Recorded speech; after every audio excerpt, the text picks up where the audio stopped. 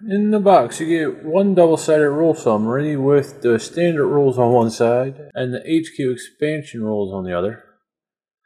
Contested resource mat, one junkyard mat, one initiator card, 149 playing cards, which consist of 20 refugees, 69 mercenaries broken up into 10 brawlers, 8 hunters, 8 saboteurs, 8 scouts, 5 group leaders, 5 sniper teams, 5 thugs,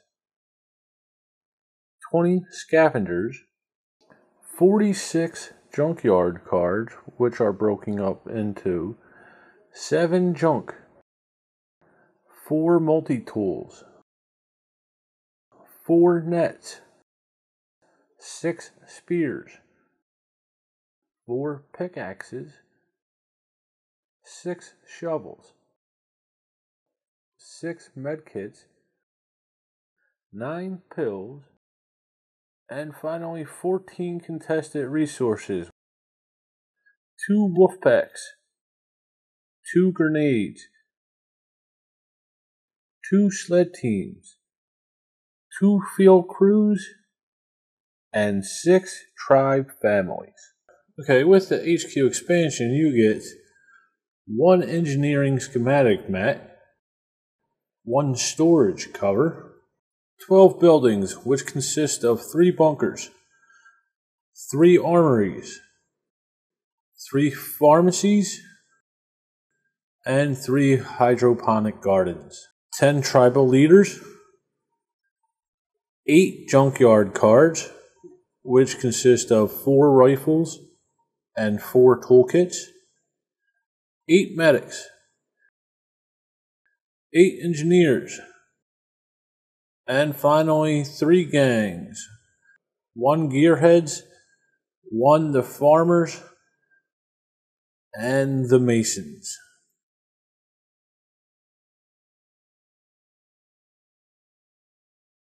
Okay, folks, to set up Arctic Scavengers, the first thing we're going to do is we're going to take our 8 different mercenary types. Okay, each one has a deck size that varies depending on the mercenary itself. Okay, now the mercenary cards have this mask figure symbol up here in the top right or top left corner of the card, and they also have either one or both of these symbols here in the top right of the corner. Okay, so once we have the 8 different decks of the mercenary types out, we are then going to take 3 scavenger cards for each player in the game. Okay, and we're going to give them to the players. Okay, they're going to hold them off to the side for the moment. We are also going to take 1 of these brawler cards for each player in the game and give them to the players to hold with the scavenger cards. Next, we're going to take the contested resource mat here, which has this closed fist on it. Okay, and we're going to place that out in the play area within easy reach everybody. We are then going to take the contested resources, which have that closed fist in the upper right corner of the card. We're going to give that deck of cards a shuffle and place it on the board. Next, we want to take our junkyard mat here, okay, which has this nut on it. Okay, we're going to place that within easy reach everyone. We are then going to take our junkyard deck. Okay, now the cards in the junkyard deck have this nut symbol in the upper right corner. There are various different types of cards in there, but we're going to search through this deck until we can find 1 spear and 1 shovel for each player in the game. Now we're going to give those cards to each player in the game, along with their brawler and scavengers. We then want to take 2 of each type of card out of the junkyard deck. This is only in a 2-player game. Okay. Once we do that, we're going to put these in the box. They will not be used for the game. Then we will take the remaining junkyard cards. We'll give them a shuffle and place them down here on the junkyard board. Next, we're going to take our refugee cards. Okay. Now they also have that masked figure on the card. as with the mercenaries. However, they do not have a symbol in the upper right corner of the card. Okay? For each player, we're going to take 4 of these refugee cards, and we're going to give them to that player. Now, once every player has 4 of these refugee cards, we're going to remove the rest of them from the game, put them back in the box. They won't be used for the game. Then each player is going to take their starting deck of cards, which are the cards we set aside for them, which consist of 4 refugees,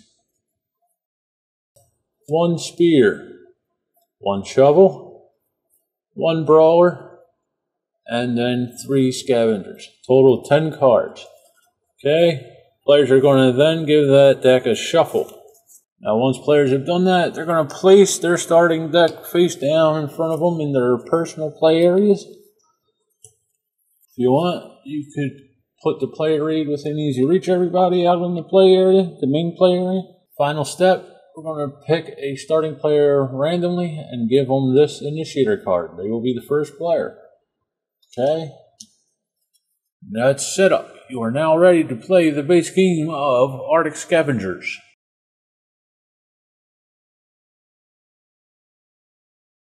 Okay, folks, here we go with Arctic Scavengers.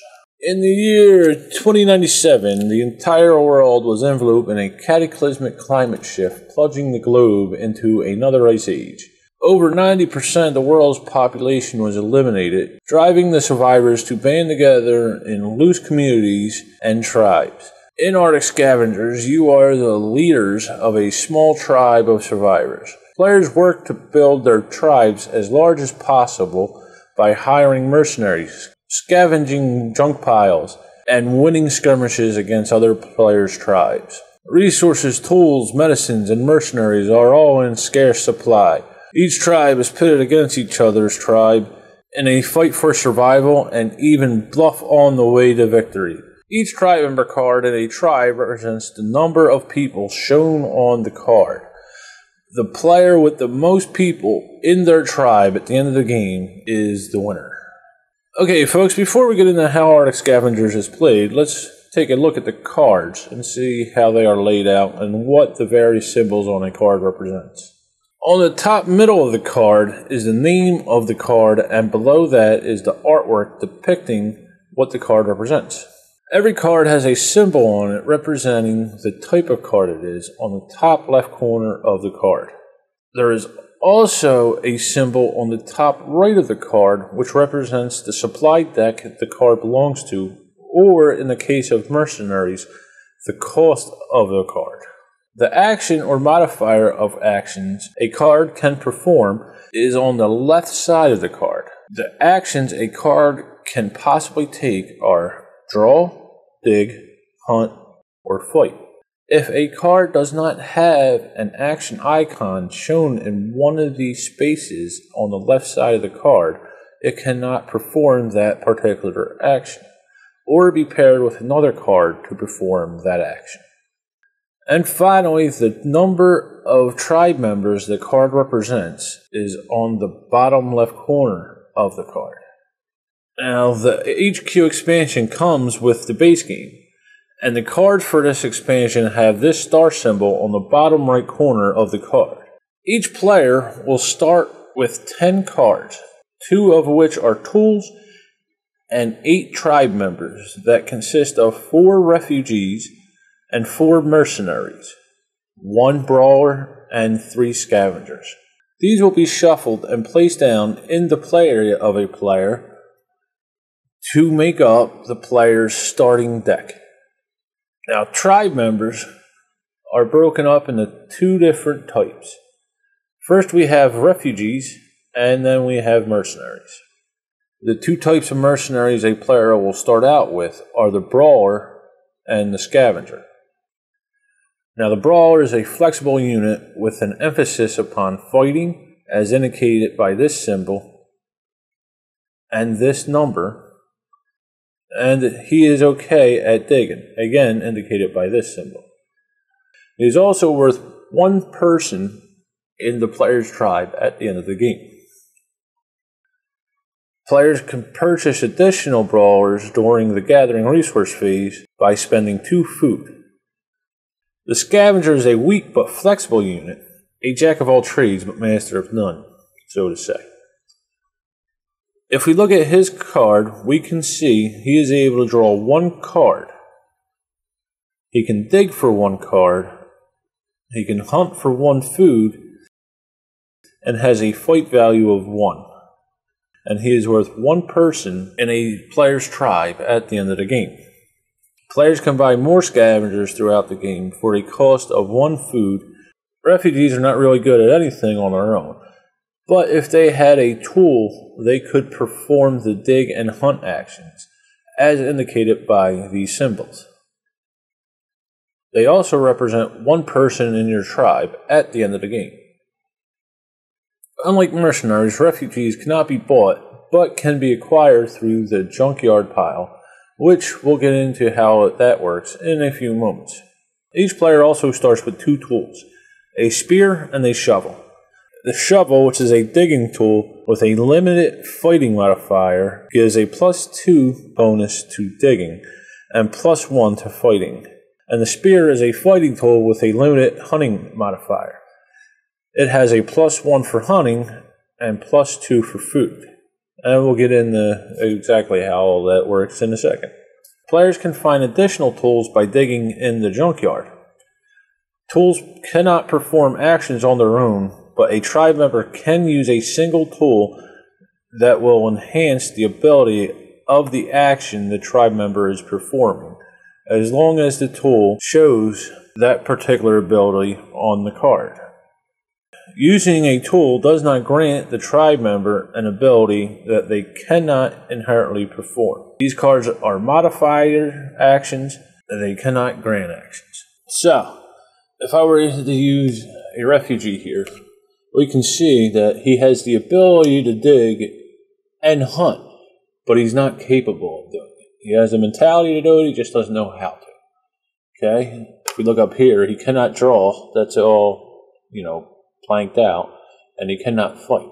That is blanked out.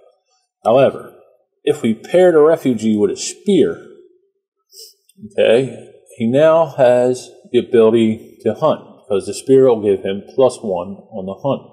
Okay? As you can see, the abilities will line up with the spot on a tribe member's card. Okay? However, a spear will allow a person to fight, but being that the refugee cannot fight inherently, he cannot use the spear to be able to fight. Now, if we look at the main play area here, we'll see the 8 mercenaries that a player can purchase, along with the junkyard deck and the contested resources. Okay? In addition, players will have a play area in front of them. Okay? They will place their 10 starting cards, shuffle them face down to form a starting deck, like I said. Okay?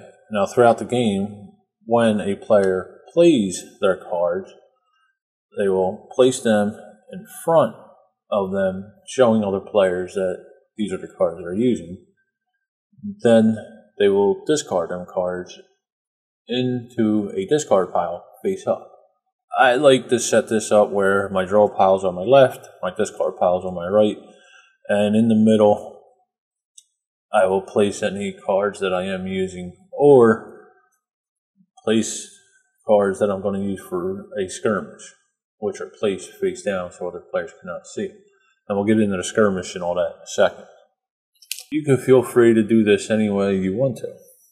Each round has 3 phases played in this order: the draw phase, the resource gathering phase, and the skirmish phase. Now, during the drawing phase, the initiator, which will have this card, will draw 5 cards from his starting deck, and this will form his hand. Okay? Now, after the first round, it's possible that a player will use his first 5 cards and possibly draw cards, discarding them, which will only leave him with 4 cards. If a player ever has to draw from his draw deck and there are not enough cards in the draw deck to fill his 5-card hand, the player would then draw as many of these cards as he can, shuffle his discard pile, and then draw the remaining cards that they would need in order to fulfill the 5-card hand requirement. Now, after a player draws their 5 cards, the initiator player will be able to look at the top card in the contested resource pile and then place it back so other players do not see it. Okay, so they have an idea of what they will be fighting for during the skirmish phase. Okay, however, in a 2-player game, this step is omitted.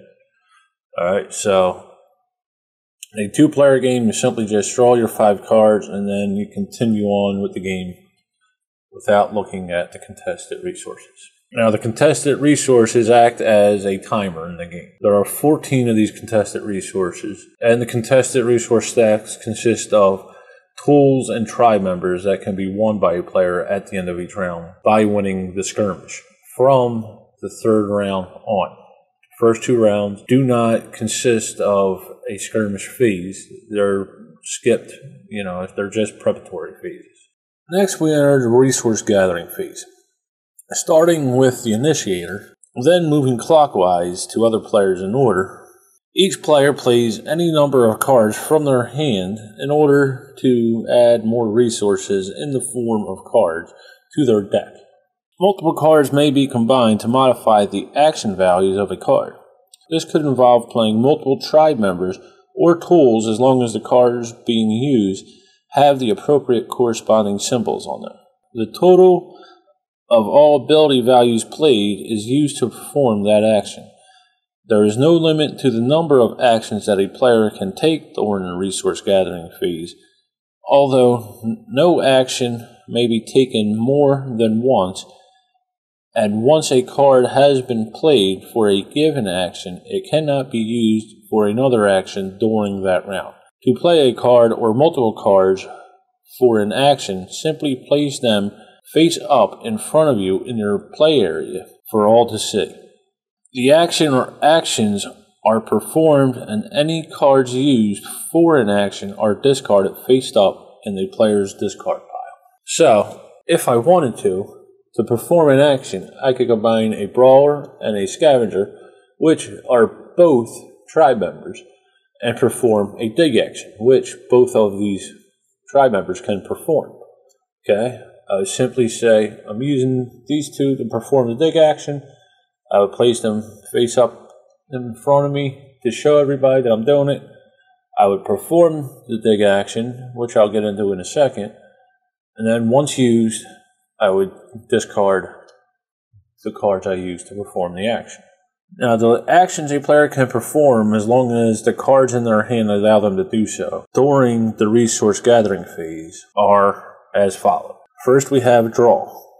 Now, a tribe member with this symbol on the card can perform a draw action for as many cards as the ability on the tribe member's card allows him. So, in case of the scavenger here, he can draw 1 card. Okay? Now, again, we can combine cards to perform an action more than once. So say I combine 2 scavengers here, I would then be able to draw 2 cards from my draw deck. Okay? I would simply place them, 2 cards I use face up in front of me. I will then be able to draw 2 cards from my draw deck, and I would add them to my hand. Once this is done, I would take the 2 scavengers that I used to draw and discard them. Next we have the dig action. Okay, to do a dig action, a player may draw 1 or more cards from the top of the junkyard stack. Okay. A player may choose one of these cards to place in their discard pile and returns any other card to the bottom of the junkyard pile. Only cards with the dig symbol can be used to perform the dig action. The number of cards drawn from the junkyard stack is determined by the sum of all the dig numbers displayed on the card or cards played from the player's hand. The dig number is shown below the dig symbol. Okay, as with other actions, digging may only be performed once per round. So, let's say, again, we use the Scavenger and the Brawler here. Okay, like I said, they would be able to perform a dig action twice. Okay, 2 shovels combined. Okay, we'd play that face up in front of us for all to see, and then we would take 2 cards from the junkyard pile.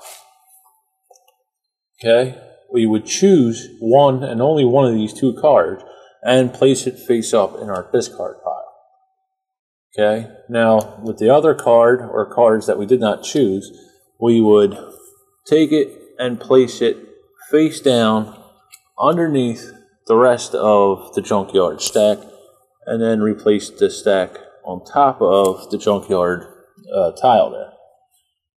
Then we would discard the 2 cards or as many cards as we use to perform the dig action in our discard pile face up. Now the junkyard pile consists of 3 different types of cards, which have this symbol on the top right of the card, tools, which have this symbol in the top left corner, medicine, which has this symbol in the top left corner, and junk, which has no symbol in the top left corner. Now, the different types of tools found in the junkyard pile are the pickaxe, which is a fighting tool with a limited digging modifier. Okay, it has +1 dig and +2 fight. As with all tools, this card is not worth any tribes member at the end of the game. The net is a hunting tool with a limited fighting modifier.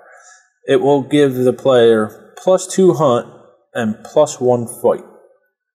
The multi-tool is a flexible tool that can modify actions. It gives +1 to the dig, hunt, and fight actions. There are 2 types of medicine cards in the game. The medicine cards are pills, which will give you +1 medicine, and the med kit, which will give you +2 medicine. Medicine cards are only used as currency for purchasing a single mercenary card, and we'll get into how they work in a bit. Okay? Now, medicine cards do not need a tribes member or tool to be used. They're simply just currency for the game. The final junkyard card type is junk. These cards are worthless and only clog up your deck, because every deck builder needs a worthless card. The next action a player can take is the hunt action. The hunt action generates food during the round that can be used as currency for purchasing a single mercenary card, like the medicine cards. In order for a tribe member to hunt, they must have the hunt symbol on their card. The amount of food generated is determined by summing up all the hunt values played from the player's hand. The player can assign tools to a tribe member to improve their hunt abilities as long as the hunt symbol is displayed on the tool cards. Let's go back to our trusty Scavenger here. Okay, he does a little bit of everything. Now, we could play the Scavenger to hunt, and then we could add a tool, the net, to modify his hunting ability, which is normally 1. Okay? Now the Scavenger with the net has a hunting value of 3. Okay?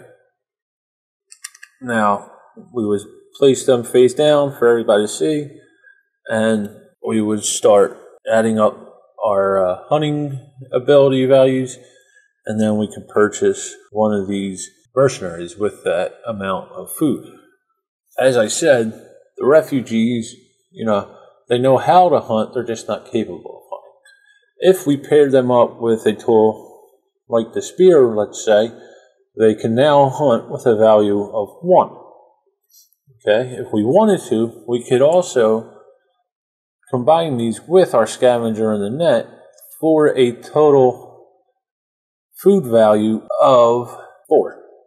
Okay, 1 for the Scavenger, 2 for the net, and then 1 for the spear, which is held by the refugee. Now remember, only 1 tool card can be paired with 1 tribe member. So, Now that we hunt and we calculated that we can use food, we could go into another action, which is a free action, the hire action. The hire action is a free action, like I said, meaning no card is needed to grant this action. But if you have to pay for one of the mercenaries and food, you'd have to perform the hunt action in the base game. The player would take a mercenary card from the face-up piles of cards in the main play area. Okay, now they can only take one mercenary. No matter how much food and medicine you generate, you can only take one mercenary per turn. The player must be able to pay the cost displayed on the card by using food generated by the hunt action and or medicine in the form of pills or medkits that are in the player's hands. Okay, once you have taken a mercenary, you immediately add the mercenary card and all cards used to purchase the mercenary to the discard pile. Okay, so say here we have 4 food here. We can look in the main play area here at the mercenary, and we could buy a mercenary that costs up to 4 food. Okay, so we could buy the Scavenger there, the Brawler here, and that's about it. Now say I added some medicine to the cards I am playing to try and buy one of these mercenaries. And again, medicine doesn't need a card to pair up with. It can be used as a standalone card. Now I have 4 food and 1 medicine. So now I could buy the Scavenger, which costs 1 food, the Hunter, which costs 1 medicine, so I could save these other cards and just pay the pills for that 1 medicine. Okay? I could buy the Saboteur, which has a cost of 1 pill and 1 medicine. Okay, so let's say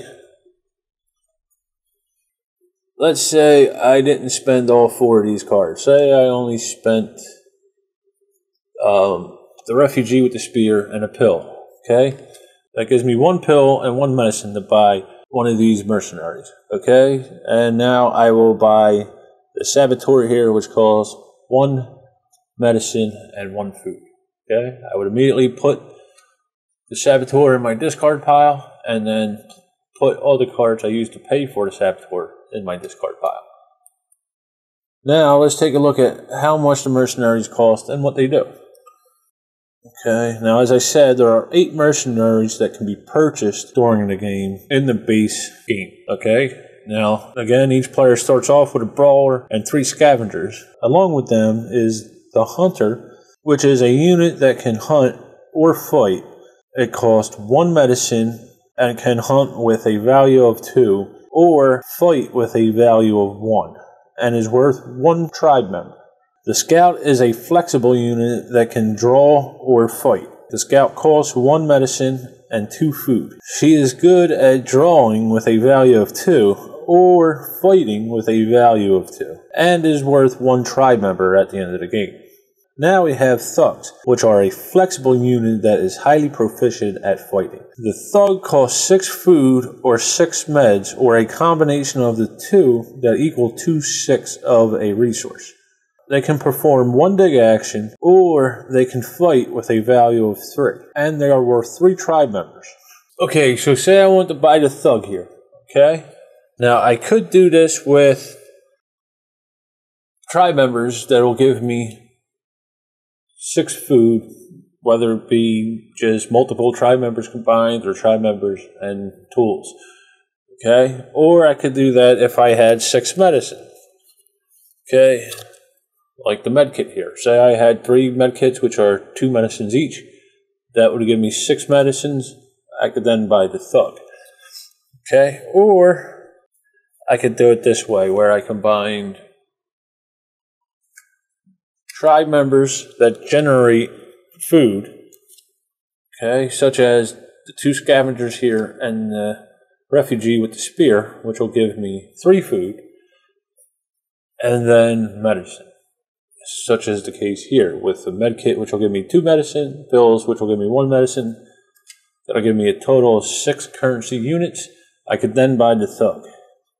Okay, I would buy the Thug, place them in my discard pile, gather up all the cards I used to buy the Thug, and place them in my discard pile. Again, face up. Now, some cards will grant you special actions that can be used during the resource gathering and skirmish phases. These cards have their special abilities printed on the bottom center of the card. The three types of cards with special abilities in the base game are the Saboteur, Group Leader, and the Sniper Team. Group Leaders are a multi-purpose unit that can increase the effectiveness of one other unit by modifying an action. Okay? They enhance every action by 2. Okay? This is the dig action, the draw action, and so forth. And they are worth 2 tribe members at the end of the game. Group Leaders cannot be played as a standalone card and must be used to enhance another tribe member. A group leader cannot be paired with tools, but may be paired with another tribe member that is paired with tools. Okay? Multiple group leaders can be used with a tribe member to further improve the tribe member's ability. Okay, so what I mean by that is, say we have 2 tribe leaders, 2 group leaders in our hand. Okay? Now, I could not use group leader as a standalone card and say use the hunt action to buy one of these mercenaries. Okay. However, I can pair a group leader with a tribe member like, say, the Scavenger here. Okay. And if I want to use the hunt action, I could then modify the Scavenger's hunt action from a 1 to a 3, adding 2 because of the group leader. Okay. Now, if I wanted to, I could add another group leader to the group leader and the Scavenger to give me a total of 5 food. Okay? Now, like I said, I can't pair a tool with a group leader. However, if I wanted to, I could pair a tool with a Scavenger, okay, with a tribe member. Let's say we're going for the food thing again. Okay, if I paired the spear with the Scavenger for food, it would give me 2 hunt ability. Then I could give a group leader to the Scavenger to enhance it, which will give me 4 food. And I could then add another group leader, okay, which will give me a total of 6 food. Okay, which will give me enough to buy another Thug, which is a pretty valuable card in the game. Then place the Thug in the discard pile like normal, and discard all these cards into the discard pile. Okay. The Saboteur is a specialized attack unit that is used to attack one other player and prevent them from using a single tool, or can be used for 1 dig action or a fight action. The Saboteur costs 1 medicine and 1 food and is worth 1 tribe member. The Saboteur can be coupled with a tool or a group leader in order to enhance its action during your turn. The Saboteur's special ability can disarm 1 tool card of another player during their turn, forcing them to discard the card. Now, this special ability can be played during the resource gathering phase or the skirmish phase. Only the card that was disarmed is discarded. All other cards involved in that attack can be taken back into hand and repurposed to perform a different action or do something else entirely. So, say it's the resource gathering phase, player over here's turn. Okay, and they want to play a refugee here with a spear. Okay, now I can say, oh no, I'm going to attack you with the Saboteur using his special ability. Okay, place him out for everybody to see. The other player that I'm attacking must discard this spear into their discard pile. Then they have the option of using the refugee with another tool, placed it back in their hand and reusing it with another tool, or just changing their mind with it all together and using it for something else. Okay, now, once I've used the Saboteur to disarm another player's tools, we would then discard it face up in the discard pile. Other than the special ability, the Saboteur works just like any other tribe member. Okay, he can be coupled with, like say, a shovel here to perform a dig action, and then group leaders to further enhance the dig action, where he could take 5 cards now. Okay, and like with any other tribe member, if the sniper cannot perform that action, like the draw or hunt action, then he cannot be coupled with a tool or a group leader in order to perform that action. Now, before I get into that cards being held for the skirmish thing, let me get into the sniper team, because they're similar in how they work. The sniper team is a specialized attack unit that costs 2 medicines and 2 food and is worth 2 tribe members. The sniper team cannot be paired with tools or group leaders, as it does not have any inherent actions. The sniper team's special ability renders one opponent's tribe member ineffective for that round. The sniper team may be used either during the resource gathering or the skirmish phases, and will attack another player's tribe member, sending that tribe member to the player's discard pile. Only the card that was sniped is discarded. Any tools that the sniped tribe member was holding can be returned back to a player's hand and repurposed to perform a different action. The sniper is played from the player's hand or cards that are committed to the skirmish. If the skirmish has not started, the sniper team card is then discarded after use. If multiple players are involved in a skirmish, the sniper can target only one single opponent's card. Okay, so let's go back to the other player's turn here. Okay. Say, again, the player wants to play the refugee with a spear. Alright. Now, I say, no, I'm not going to let that happen. I can play the sniper with his special ability during the resource gathering phase. Okay. Play him face up, say, I'm going to attack you with my sniper team. Okay, then the refugee in this case would be discarded, and the spear could be returned to the player's hand to be used for something else. Okay. Now, as you can see, the sniper can't do anything else but snipe a player, an opposing player. But he is worth 2 at the end of the game. So, you can use him however you wish. Now, as I said, players can hold cards for the skirmish, which occurs at the end of the round, from the end of the 3rd round and so on, till the end of the game.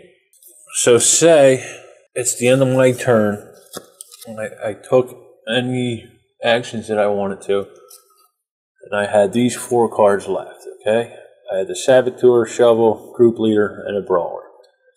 Okay, they all have these 2, swords cross symbols here. That is called their fighting action, okay?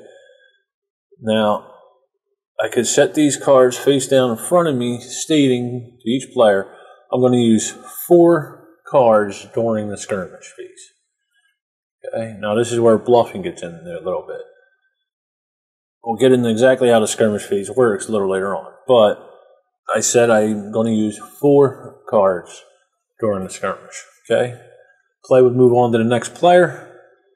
Okay, and say, again, they want to hunt. They use the refugees, which can't hunt, with a spear. Even though I committed these 4 cards to the skirmish, I have a Saboteur in there. I can pull the Saboteur out and say, oh no, I'm going to use its special ability. You must discard the spear. Okay? Then the refugee can't hunt, the other player would have to figure out what to do with it. And then, as normal, I would discard the Saboteur. If I had a sniper team up here in cards that I was going to use for the skirmish, I could also pull out the sniper team in that fashion and say, hey, I'm going to use the sniper team to snipe one of your players. And again, we'll get into exactly how the skirmish works in a few seconds. Okay, but first I got to talk about trashing a card. The trash ability is a free action that allows players to take any number of cards from their hand and add them to the junkyard supply stack. The player does not draw a card from the deck to replace these cards. When cards are added to the junkyard, players place them face down on top of the junkyard stack and then shuffle the entire junkyard stack and then place them back on top of the junkyard board there. Okay, so say, this is my hand. I have a Scavenger, which is a decent card, jack of all trades. And then I had a junk card and a refugee card and a thug. Thugs are a good card. I want to keep them. But the junk card is just a fill card. It's pretty worthless. And the refugee isn't all that great unless you pair him with a tool. He is worth one tribe member, but perhaps I could get another card that does a better action. Okay? So during the trash action, I could take these two cards and place them on top of the junkyard pile here. And then I would shuffle the junkyard's pile up, and then place them back on top. Okay, this could, screw up other players and yourself at times, because now you added junk back into the stack. You also added refugees, which aren't that great, stuff like that. Okay, and then again, as I said, you would not take two cards in this case to replace in your hand. You would simply discard them, and what you're left with is what you're left with. Okay, now, like I said, a player may take as many actions as they wish and in any order they wish to, as long as they have enough of the appropriate cards in their hands to use. Play will continue with other players in a clockwise order, and then once all players have finished their gathering resource phase, we will enter the skirmish phase. Now again, in the first 2 rounds, players will skip the skirmish phase. First 2 rounds are just preparatory phases, so a player can build up his resources a little bit, stuff like that. Okay, so now we go into the skirmish phase, the last phase. During the skirmish phase, all players simultaneously reveal the cards they have saved for the skirmish. The initiator will declare any actions performed by their units, including saboteurs and sniper teams. Each player in turn order, beginning with the initiator, only gets one opportunity to activate snipers and saboteurs, which are implemented immediately upon activation. Play will then go to the next player in a clockwise order, and they will declare actions for their units, provided that they were not sniped or disarmed by the previous player, and then this will continue until all skirmish actions have been resolved. Okay, so what that means is, let's say I committed 4 cards here. I'm the initiator. I committed 4 cards. I would place my cards face up for everybody to see. Same with the other players. They would flip them over so everybody could see the cards in their hand. Okay. Then I have a saboteur here. I have to declare my actions. Okay. So I have a saboteur and a sniper. So I would say first I'm going to declare the saboteur's action. Okay. Now he's going to disarm the spear from my opponent's, hand. They would discard the spear. It cannot be used in the skirmish. Okay. And then I say, okay, I'm going to use the sniper team here. Okay. And then I'll choose which person I wanted to snipe. Say I want to do the scavenger. Okay, so now I've done all my actions using the sniper and the saboteur. The next player would declare if they had any actions. Okay, so let's say this player says, hey, I'm going to use this sniper and I'm going to take out your group leader here. Okay, I'd have to discard the group leader. Okay, now, unlike in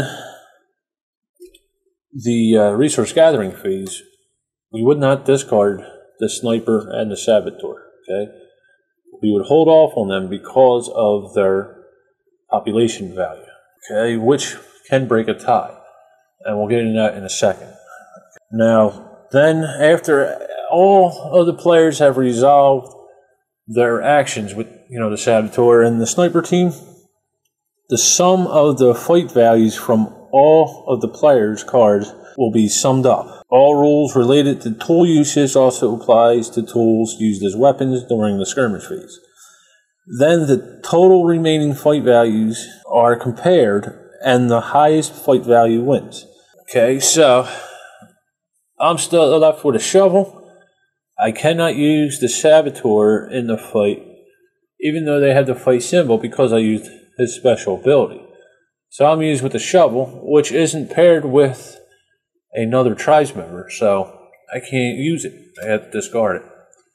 Okay, now my opponent here, he used the Sniper, so we just leave him on the side.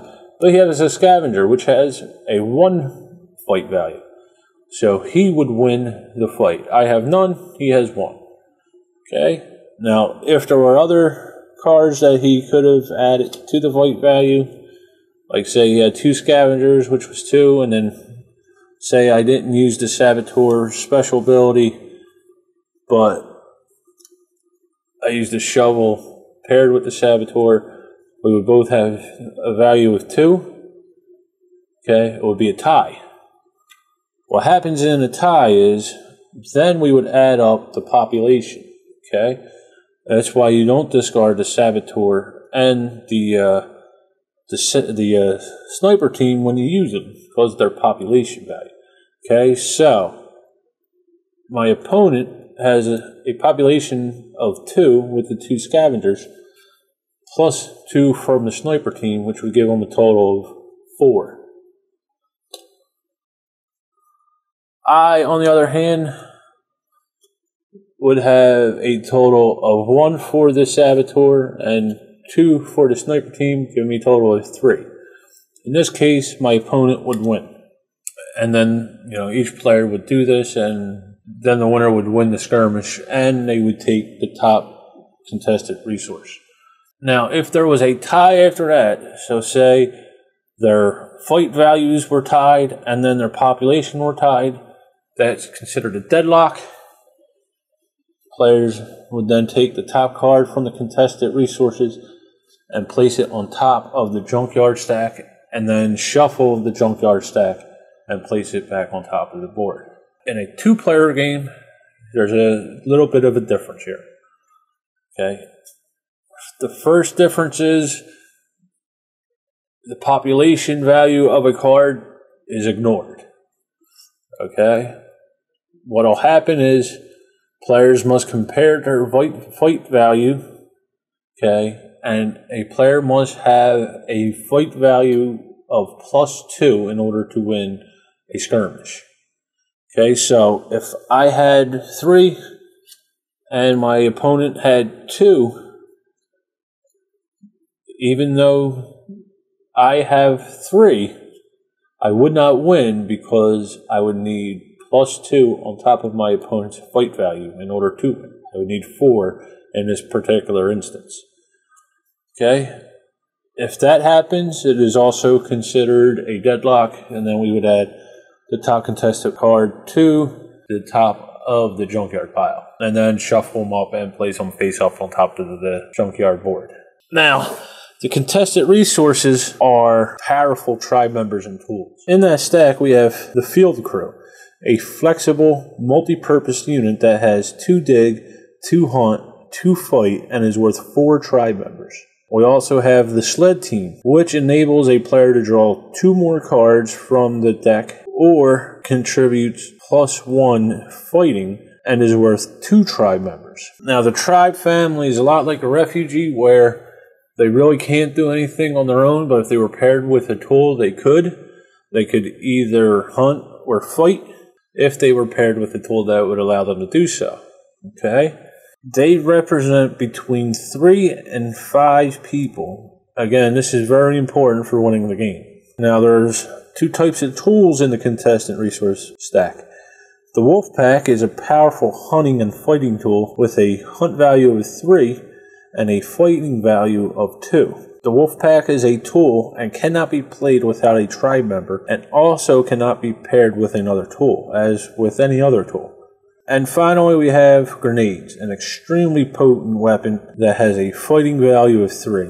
Okay, and again, the grenades are tools and cannot be paired with any other tool and must be paired with a tribe member. Once the skirmish has been resolved, and after the second round, from the third round on, players will take one of the contested resources.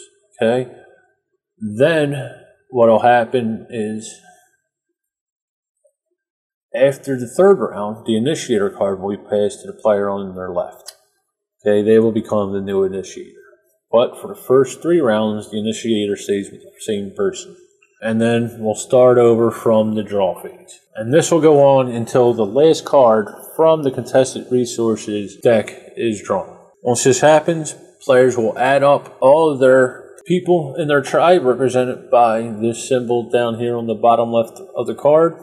And the player with the most people in the tribe wins the game. And that is how you play Arctic Scavengers.